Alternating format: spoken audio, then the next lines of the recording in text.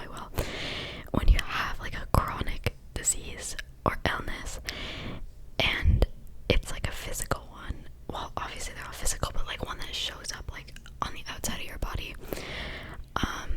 like eczema, the feeling you get when you have a flare is like gut-wrenching, like it's awful.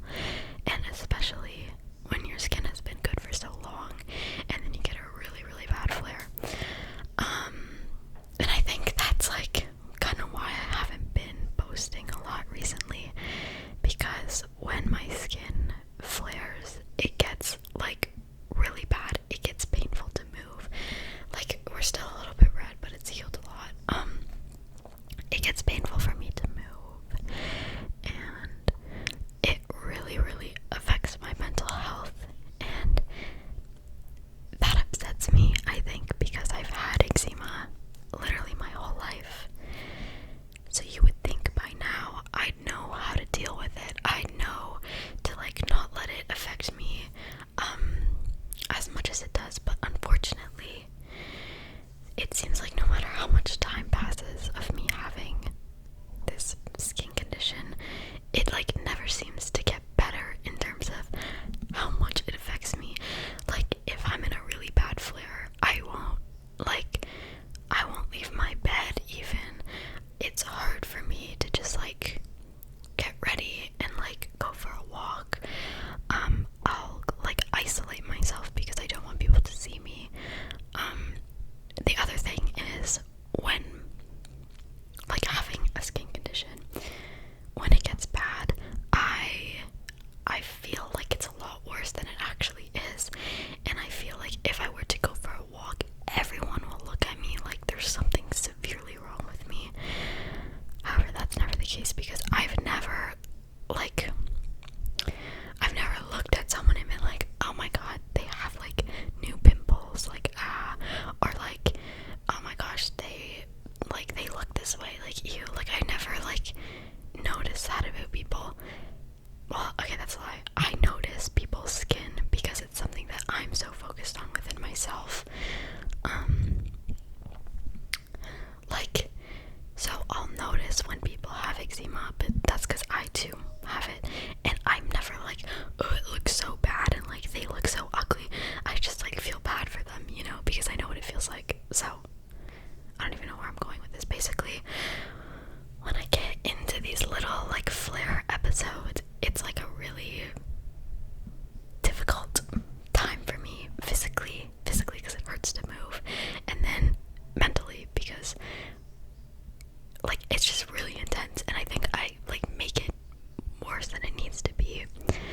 But yeah, my trigger is like stress, and it's like this annoying cycle where something will stress me out. It's typically a relationship in my life, and then it will cause my skin to flare, and then when my skin flares, that stresses me out because now my skin is bad, so it makes my skin even worse, and it's just not a fun time. But it was like bad, like it was the worst it's been in like many months.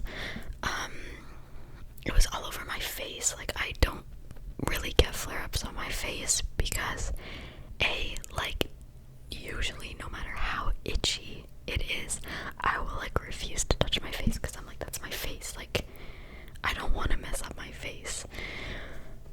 But there was just something that was unbearable about it this time, and I had to claw at it, which was really fun. It was bad. It was like really, really dry to the point where no amount of like serum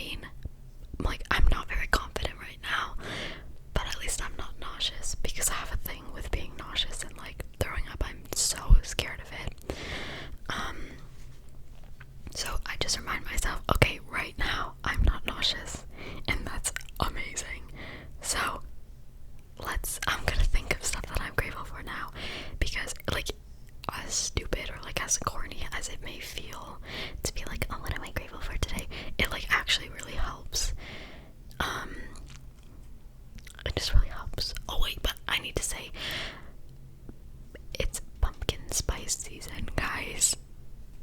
That's really exciting. I love fall, but I'm grateful for pumpkin spice.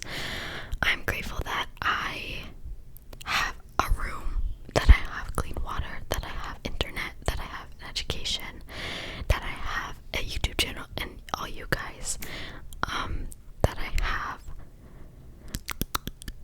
relatively good health. I've hit it's like 5.5 months of no vaping. Let's talk about that. It's been a very interesting experience. So for me, when I quit I feel like I talk about the same like 5 topics on my channel, but it's okay. So the first like maybe like 10 days, the first 10 days were a little bit hard, just with like I actually didn't feel like withdrawals from the actual whatever nicotine, but I did feel like uncomfortable because like I like had that oral fixation, and like I was also just really bored because I was like, now I have nothing to do when I'm bored. Well, I do, but like I don't have like my little like device for when I'm bored, you know. But then I got over it really quick and it was fine, and it's been fine. Like no like cravings or like withdrawals or like, oh my god, like I need my vape. Like I don't feel like that. But I can recognize that even though I've been clean for 5 months, more than 5 months, I still have moments where I feel, and I'm gonna be honest, I have moments, and they usually come when I'm like stressed, like especially when my skin flares and I'm really, really stressed. I'll be like, oh, it would feel really nice if I had a vape. And I think feeling like that is normal, especially if it's been like your coping mechanism for however many years you've been doing it. But what's interesting is that I thought after like a month I would like never think about it, like I'd like never want it ever again. And in all honesty, there are moments where I do want to, but I use my brain, and like the feelings, what's good is like these moments of weakness where like I do want it, the feeling is never strong enough for me to actually go do something about it, like go out and get one.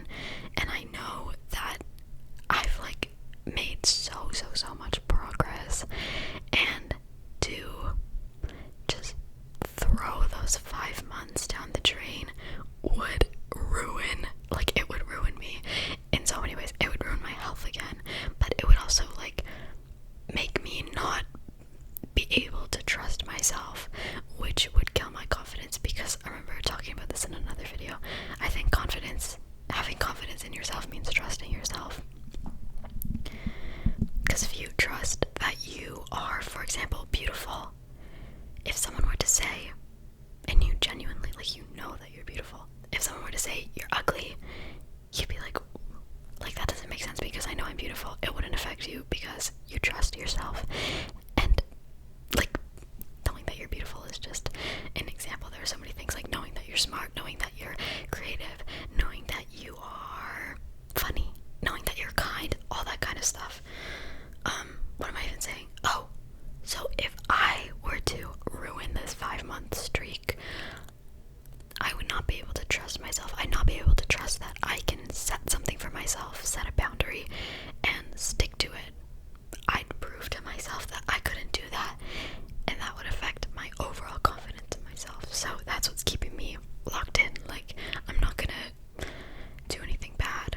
I'm not going to go back to doing that. But I can recognize that even though it's been so long, it's still a